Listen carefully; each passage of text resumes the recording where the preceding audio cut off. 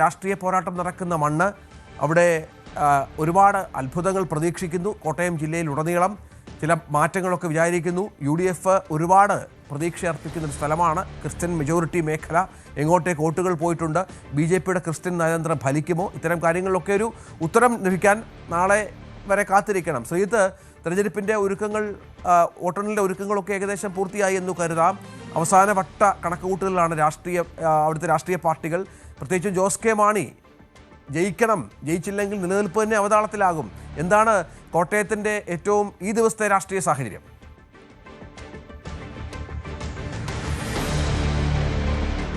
ഏതാണ്ട് താങ്കൾ സൂചിപ്പിച്ചതുപോലെ തന്നെയാണ് രഞ്ജിത്ത്. വലിയ കണക്കുകൂട്ടലായിരുന്നു കഴിഞ്ഞ ഒരു മാസമായി ഉണ്ടായിരുന്നത്. ഇനി ഒരു കണക്കുകൂട്ടലുകൾക്കും പ്രസക്തിയില്ലാത്ത നിലയിൽ മണിക്കൂറുകൾക്കുള്ളിൽ ജനവിധി പുറത്തേക്ക് വരാൻ പോകുന്നു എന്നുള്ളതാണ്. നമുക്കറിയാം, ഓരോ മുന്നണികളും അവരുടേതായ നിലയിലുള്ള ആത്മവിശ്വാസം തുടരുന്നു എന്നുള്ളത് തന്നെയാണ് എടുത്ത് കാണാൻ കഴിയുന്നത്. നമുക്കറിയാം, ഈ എക്സിറ്റ് പോൾ ഫലങ്ങൾ വന്നത് UDF ക്യാമ്പിനെ സംബന്ധിച്ച് ഏതാണ്ട് എല്ലാ എക്സിറ്റ് പോളുകളും അവർക്ക് അനുകൂലമായൊരു നിലപാടെടുത്തു എന്നത് അവർക്ക് ഒരു ആശ്വാസം നൽകുന്ന ഘടകമാണ്. പക്ഷേ ഒരു വലിയ സ്കോറിലേക്ക്, വലിയ നമ്പറിലേക്ക്, ഒരു 100-ലേക്കൊന്നും ആരും പ്രവചനം എത്തിക്കുന്നില്ല എന്നുള്ളത് ചെറിയ രീതിയിലെങ്കിലും ആശങ്ക സൃഷ്ടിക്കുന്നുണ്ട്. തൊട്ടിപ്പുറത്ത് LDFന്റെ ആത്മവിശ്വാസം അതുതന്നെയാണ്.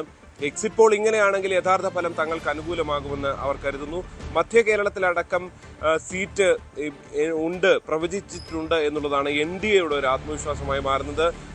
ഈ കേരള കോൺഗ്രസിനെ സംബന്ധിച്ച് അവർ തമ്മിലുള്ള ഒരു പോരാട്ടം നടക്കുന്നു. ജോസഫ് വിഭാഗം ഇത്തവണ UDFന്റെ തണലിൽ വലിയ ആത്മവിശ്വാസമാണ്. ഇത്തവണ മത്സരിച്ച 8-ൽ പക്ഷേ കാഞ്ഞങ്ങാട് ഒഴികെയുള്ള 7 സീറ്റിലും വിജയിക്കും എന്നാണ് അവരുടെ ആത്മവിശ്വാസം. അങ്ങനെയെങ്കിൽ കഴിഞ്ഞ തവണത്തെ ഒരു 2 സീറ്റിൽ നിന്ന് അത്രത്തോളം സീറ്റിലേക്ക് എത്തുക എന്നുള്ളത് കേരള കോൺഗ്രസ് ജോസഫ് വിഭാഗത്തിന്റെ വലിയൊരു ഉയർത്തെഴുന്നേൽപ്പിന് കൂടി അത് കാരണമാകും. പക്ഷെ അപ്പുറത്ത് അങ്ങനെയെങ്കിൽ ജോസ് കെ മാണി വിഭാഗത്തിന്റെ പ്രതിസന്ധി അത് എത്രത്തോളമാകും?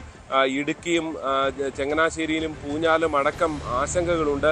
അതേസമയം പാലാ ജയിക്കുമെന്ന ഉറച്ച ആത്മവിശ്വാസത്തിലാണ് ചെയർമാൻ. അങ്ങനെ ചെയർമാൻ ജയിച്ചാൽ തന്നെ പാർട്ടി ജയിച്ചു എന്ന നിലയിൽ കാര്യങ്ങൾ മുന്നോട്ട് പോകും എന്നതാണ് ഇപ്പുറത്ത് ജോസ് കെ മാണിയെ അനുകൂലിക്കുന്നവരും കേരള കോൺഗ്രസ് എമ്മിൽ ഒരു വിഭാഗവും ഒക്കെ കണക്ക് കൂട്ടുകയും ചെയ്യുന്നത്. എന്തായാലും എല്ലാ ഒരുക്കങ്ങളും പൂർത്തിയായി കഴിഞ്ഞു.